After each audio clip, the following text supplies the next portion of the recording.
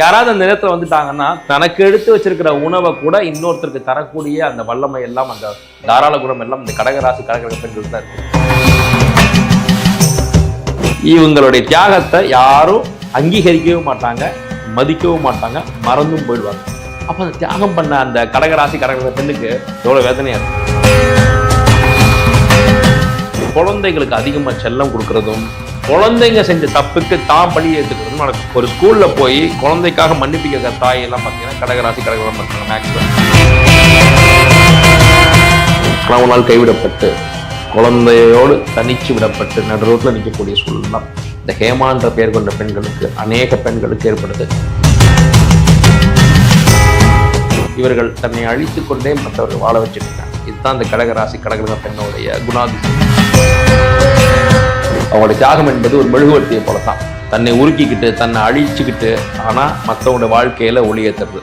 நான் நல்லா இல்லைனாலும் பரவாயில்ல, நீ நல்லா இரு.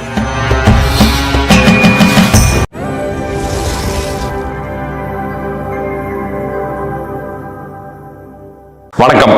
இன்றைய தினம் கடகராசி கடக லக்னத்தை சார்ந்த பெண்கள். நம்மளோட டாபிக் பெண்களை குறித்து தான் நம்ம பேசிட்டு இருக்கோம். கடந்த காணொலிகள்ல நம்ம மேஷ ராசி மேஷ லக்ன பெண்கள், ரிஷபராசி பெண்கள், மிதுன ராசி பெண்களை நம்ம பார்த்தோம்.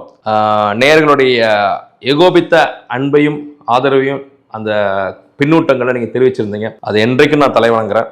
ஸோ டு த பாயிண்டா நம்ம எந்த டாபிக் எடுத்திருக்கோமோ அந்த டாபிக்ல நூல் மாறாம இருக்கணுன்றதுக்காக இந்த தடவையும் கடகராசி கடக லக்ன பெண்கள் அவங்களை குறித்து நம்ம பார்க்க போறோம். கடகம் அப்படின்னு எடுத்துட்டீங்கன்னா அதோடைய அதிபதி சந்திரன். ஜாதக கட்டத்துல சந்திரனுக்கும் சூரியனுக்கும் மட்டும்தான் தனி வீடுகள். அவங்க வேற யாரோடையும் தன்னுடைய வீட்டை அவங்க பகிர்ந்துக்கல. அப்போ கடகராசின் அதிபதி சந்திரன். அப்படி சந்திரன்ன்றது நீரை குறிக்கும். அப்போ ஒரு தண்ணீர் அப்படிங்கிறது நீங்க எந்த பாத்திரத்துல ஊத்தினாலும் அந்த பாத்திரத்துடைய வடிவத்துக்கு ஏற்ற மாதிரி தன்னை வடிவமைச்சு நீங்க எதுலயும் அதை நீங்க பொருத்தி பார்க்கலாம். அப்ப ஒரு கடகராசி கடகலக்ன பெண் எப்படி இருப்பாங்கன்னா, அவங்க எந்த குடும்பத்துல போய் அவங்க வாக்கப்பட்டாலும் சரி, இல்ல எந்த குடும்பத்துல பிறந்திருந்தாலும் சரி, அந்த குடும்பத்தோடைய பொருளாதார நிலை, அந்த குடும்பத்தோடைய பழக்க வழக்கங்கள், அந்த குடும்பத்தோடைய கல்ச்சர் என்னவோ அதுக்கேற்ற மாதிரி தன்னை தகவமைச்சுக்குவாங்க. ஒரு மாடர்னான பொண்ணு ஒரு பாரம்பரியம் மிக்க ஒரு கிராமத்து குடும்பத்துல மருமகளா போறாங்க அப்படின்னா ரொம்ப குறுகிய நாட்களுக்குள்ள அந்த குடும்பத்தோட பழக்க வழக்கம் என்னன்றதை கிராஸ் பண்ணி அதுக்கேற்ற மாதிரி தன்னை மாத்திக்கிட்டு அந்த குடும்பத்து பொண்ணாவே அப்படியே மிக குறுகிய காலத்துல மாறிடுவாங்க. இல்ல ஒரு கிராமத்து பொண்ணு ஒரு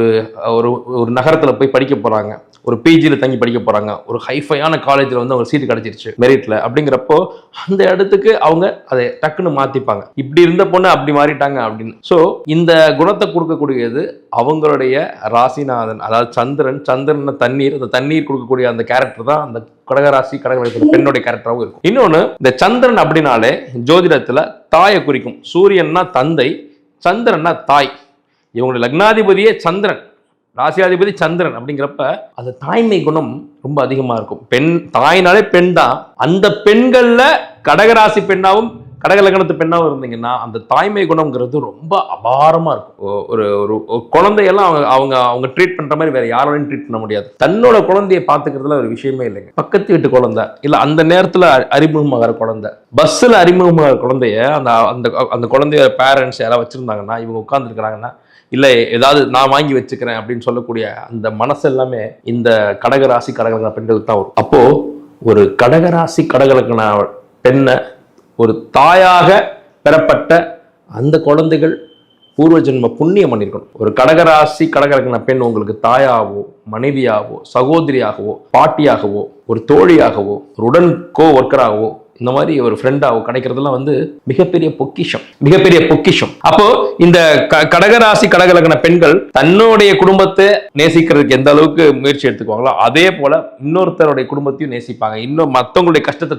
தன் கஷ்டமா பார்ப்பாங்க. மற்றவங்களுக்கு ஏதாவது ஒண்ணு துடிச்சு போயிடுவாங்க. இதுவே அவங்களுக்கு சிரமங்களையும் கொடுத்துரும். அதீதமான அன்பும், அதீதமான பாசமும், அதீதமான அக்கறையும், பரிவும், பற்றும் சமயங்கள்ல இவங்களை ஏமாற்றுறதுக்கு ஆளாக்கிடும். இவங்க எல்லார் கஷ்டத்திலும் போய் நிற்பாங்க. இந்த கடகராசி கடகலக்ன பெண்கள் எல்லார் கஷ்டத்தையும் தன் கஷ்டமா பாவிச்சு அந்த கஷ்டத்துக்கு எதெல்லாம் உதவி பண்ணலாம் அப்படின்னு உதவி பண்ணி அவங்க ஆறுதல் அடைகிறத பார்த்த பிறகுதான் இவங்க ஆறுதல் அடைவாங்க. ஆனா இவங்களுக்கு ஒரு கஷ்டம்ன்ற யாரும் இருக்க மாட்டாங்க. இதை விட இன்னொரு முக்கியமான விஷயம், இவங்க யாருக்கிட்டையும் போய் நிக்க மாட்டாங்க எனக்கு கஷ்டமா இருக்கு அப்படின்னு. தனக்குள்ளேயே அழுது, தனக்குள்ளேயே அதை சிந்திச்சு, தனக்குள்ளேயே கவலைப்பட்டு, பாத்ரூம்ல வந்து அழறது, தனிமையில அழறது, நைட்டு தூங்கும் போது அவங்களுடைய தலையணையில முகம் புதைத்து அழறது, இப்படி தனக்குள்ளேயே அந்த டிப்ரெஷனை வந்து அழுத்தி அழுத்தி அழுத்தி அது ஒரு மன அழுத்தமா, மன உளைச்சலா, மன வேதனையா மாறி, மன அழுத்தம் இல்லாத கடகராசி கடகலக்ன பெண்களே இல்லை எனலாம். எல்லா பெண்களுக்கும் உண்டு, இவங்களுக்கு ரொம்ப அதிகமா உண்டு. அப்போ நாம கஷ்டப்படும் போது நமக்கு யாரும் உதவலையே, இனிமே நம்ம யாருக்கும் உதவக்கூடாது அப்படிங்கிற எண்ணமும் அவங்களுக்கு வராது. அதுக்கு இவங்களே மனவேதனையின் உச்சத்துல இருக்கும்போது, உன் பிரச்சனையே டிப்பர் லாரி வச்சு அல்ற மாதிரி இருக்கும்போது நீ போய் எதுக்கு இன்னொருத்தர் ஹெல்ப் பண்றேன்னு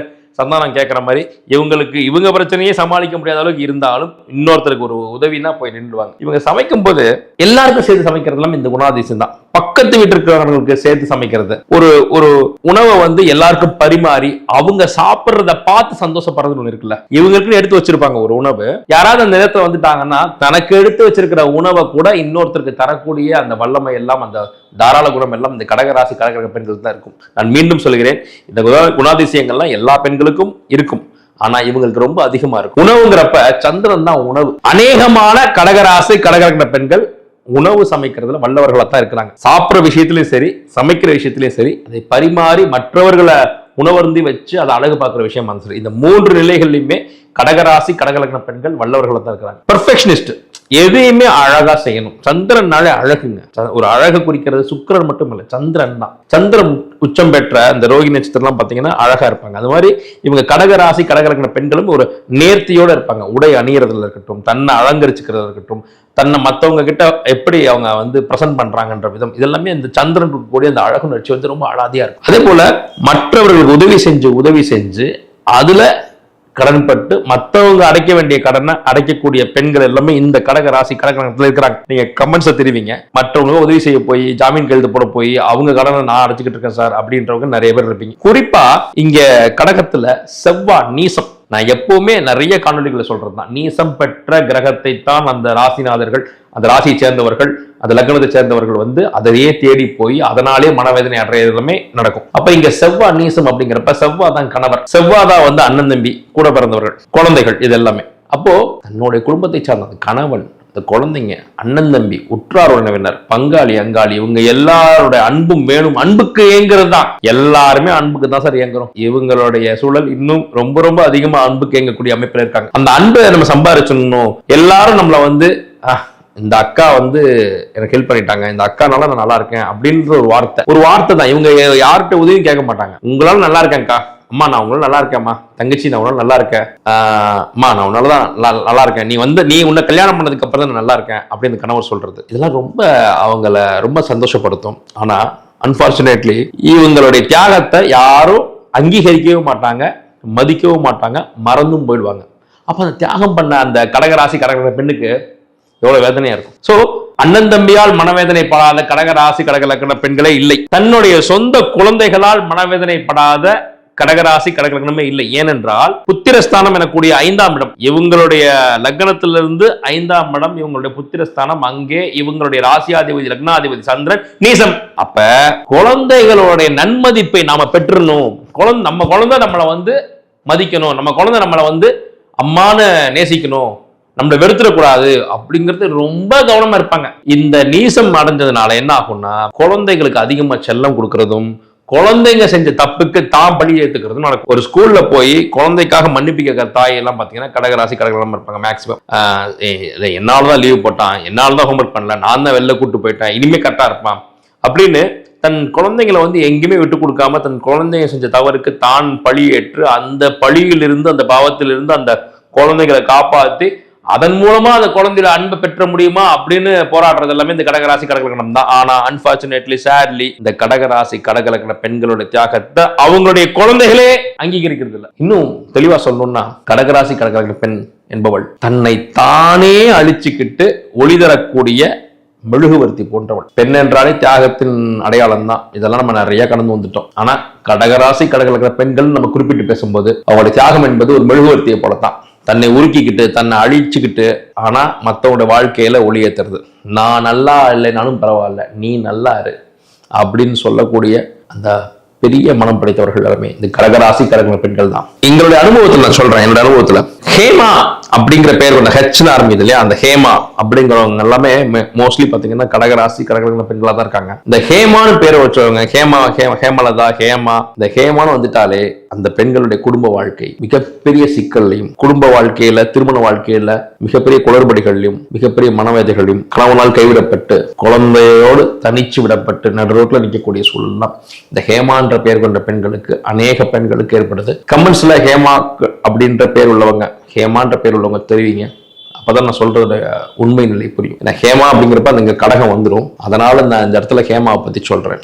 ஹேமான்ற பெயர் கொண்ட பெண்களுடைய மன வாழ்க்கை, குடும்ப வாழ்க்கை சிறப்பாக அமைகிறது மிகப்பெரிய விஷயம். பொதுவா கடகத்துடைய சிம்பிள் பாத்தீங்கன்னா நண்டு. ஆனா இவங்க நண்டை போல மத்தவங்க பயன்படுத்திக்கிறது இல்ல, இவங்களைத்தான் நண்டு போல மத்தவங்க பயன்படுத்திக்கிறாங்க. நண்டு போல அப்படியே பிடிச்சுக்கிறது, இவங்களை அப்படியே அணைச்சிக்கிட்டு இவங்களுடைய மொத்த உழைப்பு சக்தி, இவங்க மொத்த அந்த இரக்க குணம் எல்லாத்தையும் அப்படியே ரத்தத்தை உறிஞ்சிட்டு இவங்க சக்கையா தூக்கி எறிஞ்சிருவாங்க. இவங்க உயிர் உள்ள வரைக்கும், தெம்பு உள்ள வரைக்கும் மற்றவர்களுக்கு ஒரு ஏணியாக செயல்படுறது. என்கிட்ட இன்னும் தெம்பு இருக்கு, நான் உனக்காக செய்யறேன் அப்படிங்கிறது எல்லாமே. ஆனா அந்த உயிர் போற நிலைமையிலையும் நமக்கு ஹெல்ப் பண்றாங்களே இந்த கடகராசி பெண், கடகலக்ன பெண் அப்படின்னு யார் அந்த உதவியை பெறுகிறாரோ அவருக்கு அந்த ஈவிரக்கமே இருக்கிறது இல்லை. இவர்கள் தன்னை அழித்துக் கொண்டே மற்றவர்கள் வாழ வச்சிட்டு இருக்காங்க. இதுதான் இந்த கடகராசி கடகலக்ன பெண்ணோடைய குணாதிசயமே.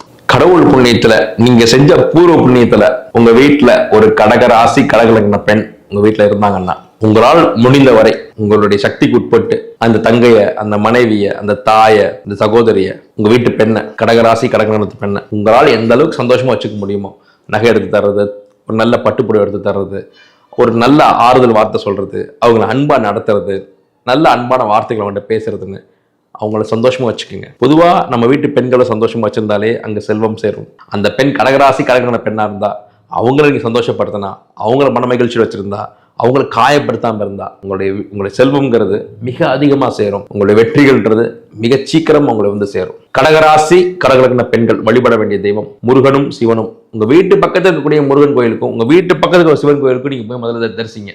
அதுக்கப்புறமா புகழ்பெற்ற ஸ்தலங்களுக்கு போறதா இருக்கட்டும். பொதுவா கடகராசி பெண்கள் சிவன் வழிபாடும் முருகன் வழிபாடும் திங்கட்கிழமைகள்லையும் செவ்வாய்க்கிழமைகளையும் பண்ணும்போது நல்ல வெற்றி கிடைக்கும். ஒரு கடகராசி கடகலக்ன பெண்கள் பெரும்பாலும் கல்வித்துறையில் இருக்காங்க, டீச்சரா இருக்காங்க, இல்ல அவங்க வீட்லயாவது யாராவது டீச்சிங் ஃபீல்ட்ல இருக்கிறாங்க. ஸோ இந்த எல்லாம் அவங்க வீட்டு பக்கத்துல பள்ளிக்கூடங்கள், பள்ளி குழந்தைகள் வந்து அங்க விளையாடுறது, இதெல்லாம் இந்த ஸ்கூல் சம்பந்தப்பட்ட ப்ரொஃபஸர், காலேஜ் ப்ரொஃபஸர், இவங்க எல்லாருமே இந்த கடகராசி கடகலக்னத்தில் இருக்கிறாங்க. நீங்க கமர்ஸ் தெரிவிங்க. ஒரு கடகராசி கடகலக்ன பெண் உங்ககிட்ட வந்து தங்க நகையவோ பட்டு சிலையவோ இல்ல ஆடம்பரமான பொருட்களையோ எதிர்பார்ப்பதில்லை. அன்பான அனுசரணையான வார்த்தைகள், கடைசி காலத்துல அவங்களை வந்து தவிக்க விட்டுறாம கூட வச்சிருந்து அன்பை கொடுத்து அவங்களை அரவணைச்சாலே அதுவே இதுதான் அவங்க எதிர்பார்க்கிற ஒரு உச்சபட்சமான ஒரு அன்பே. காலம் முழுவதும் மற்றவங்களுக்கு அன்பையும் தன்னுடைய அந்த இரக்க குணத்தையும் பரிவையும் கொடுத்த அந்த பெண்களுக்கு எப்போதும் நீங்க திரும்பி அதே அன்பையும் அதே அனுசரணையும் கொடுத்துருங்க. அதுதான் அவங்க உங்ககிட்ட எதிர்பார்க்கறது. அவங்களுக்கு நீங்க பொன் பொருள் ஆபரணங்கள் வாங்கி தரதை விட இந்த அன்பு கொடுங்க. அன்பை கொடுத்து அன்பை பெறுங்கள். காலம் எல்லாம் அன்பை மட்டுமே வாரி வழங்கி அதனாலே தேய்ந்து ஓய்ந்து போன கடகராசி கடகலக்ன பெண்களுக்கு பிராயச்சித்தமாக நீங்க செய்ய வேண்டியது அன்பும் அரவணைப்பும் பாசத்தையும் கொடுக்கும். அது மட்டும்தான் அவங்கள வாழ வைக்கும். அதுதான் கடகராசி கடகலக்ன பெண்களுடைய பேசிக் தன்மை. நன்றி.